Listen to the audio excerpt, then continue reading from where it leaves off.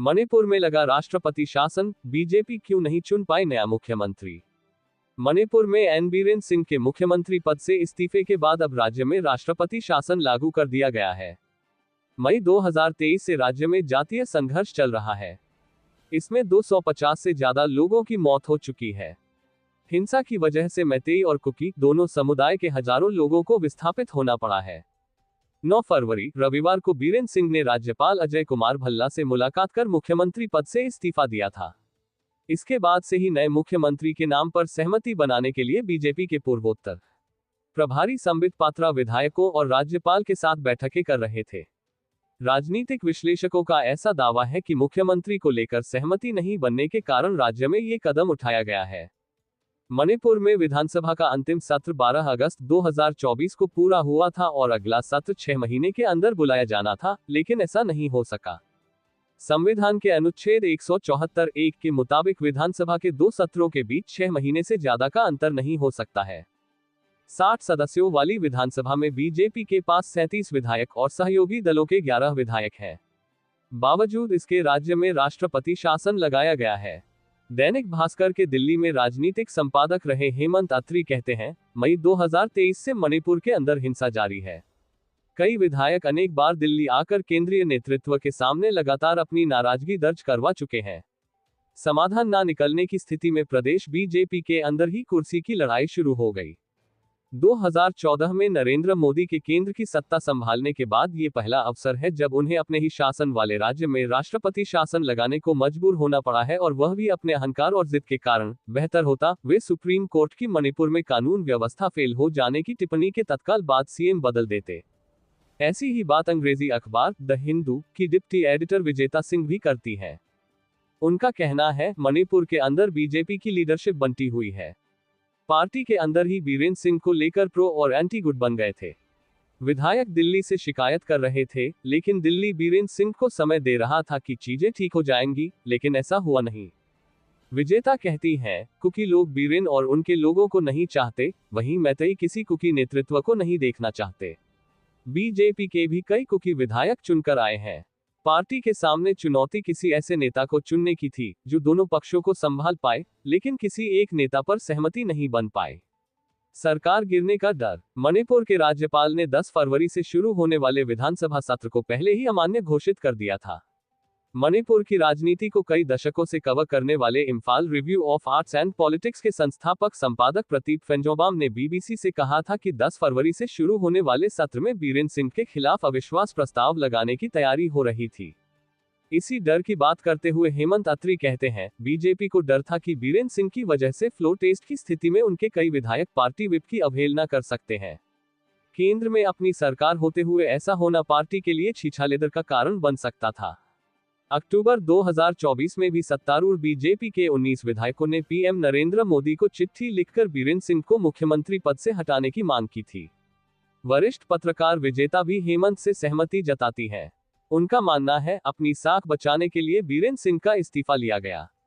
अगर विधानसभा का सत्र शुरू होता तो सबसे पहले विपक्ष अविश्वास प्रस्ताव रखता और ऐसे में सरकार गिर जाती।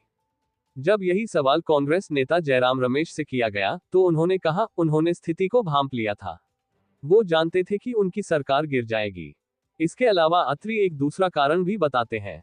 वो कहते हैं, पीएम मोदी को अमेरिका जाना था।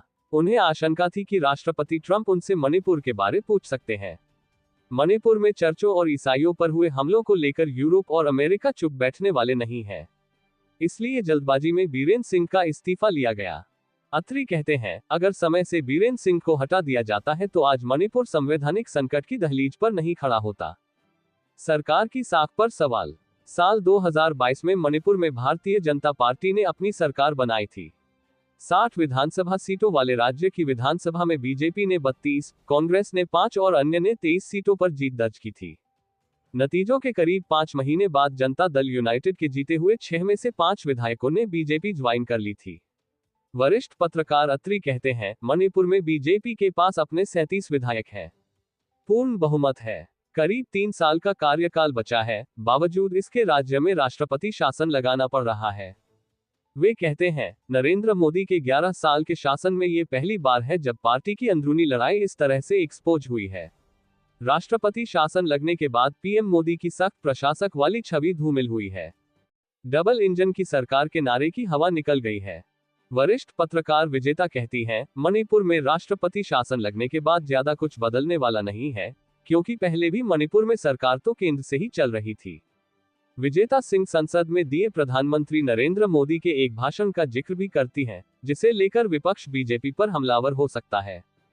फरवरी 2023 में राष्ट्रपति के अभिभाषण पर धन्यवाद प्रस्ताव पर चर्चा का जवाब देते हुए पीएम मोदी ने कांग्रेस पर अनुच्छेद 356 राष्ट्रपति शासन के दुरुपयोग का आरोप लगाया था। उन्होंने कहा था, वो कौन लोग हैं जिन्होंने अनुच्छेद 356 का दुरुपयोग किया। एक प्रधानमंत्री ने अनुच्छेद 356 का 50 बार दुरुपयोग किया और वो नाम है श्रीमती इंदिरा गांधी। विपक्षी और क्षेत्रीय दलों की सरकारों को गिरा दिया। विजेता कहती हैं, अब विपक्ष भी बीजेपी पर भी अनुच्छेद 356 के दुरुपयोग का आरोप लगाएगा। क्या होता है राष्ट्रपति शासन? भारतीय संविधान के अनुच्छेद 355 और अनुच्छेद 356 के तहत राष्ट्रपति शासन लगाया जा सकता है। अनुच्छेद 355 केंद्र सरकार को राज्यों को बाहरी आक्रमण और आंतरिक अशांति से बचाने की ताकत देता है। वहीं किसी राज्य में संवैधानिक तंत्र के असफल या कमजोर पड़ने पर राष्ट्रपति अनुच्छेद 356 के तहत राज्य सरकार की शक्तियों को अपने अधीन कर लेते हैं। राष्ट्रपति शासन लगाने के लिए राज्यपाल राष्ट्रपति को रिपोर्ट भेजते हैं और फिर राष्ट्रपति केंद्रीय कैबिनेट की सलाह के बाद इसे लागू कर देते हैं। राष्ट्रपति शासन लागू होने के बाद मुख्यमंत्री के नेतृत्व वाली मंत्रिपरिषद भंग हो जाती है और राज्य सरकार के सभी मामले राष्ट्रपति के पास जाते हैं। ऐसी स्थिति में 2 महीने के अंदर संसद के दोनों सदनों की मंजूरी लेनी होती है। राष्ट्रपति शासन को 6 महीने से लेकर अधिकतम 3 साल तक बढ़ाया जा सकता है। विशेष स्थितियों में इसकी सीमा और अधिक हो सकती है। देश में पहली बार अनुच्छेद 356 का इस्तेमाल देश के पहले प्रधानमंत्री जवाहरलाल नेहरू ने साल 1951 में किया था। इसे पंजाब में लगाया गया था, जिसे करीब 1 साल तक जारी रखा गया था। ब्रेकिंग न्यूज सबसे पहले देखने के लिए सब्सक्राइब करें।